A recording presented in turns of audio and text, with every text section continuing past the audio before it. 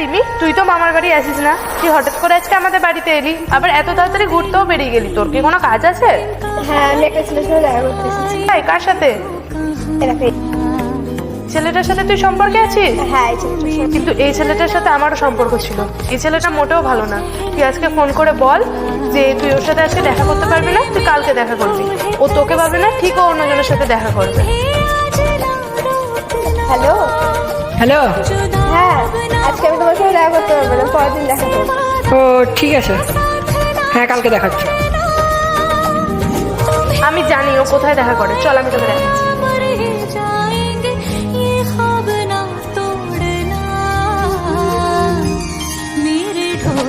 Online relationship যেরকম বেশিরভাগ বেড়ায়, আগে সেই ছেলেটাকে ভালো করে চিনো, তারপর তার উপরে বিশ্বাস করো, নাহলে এরকমই হবে তোমাদের সাথে।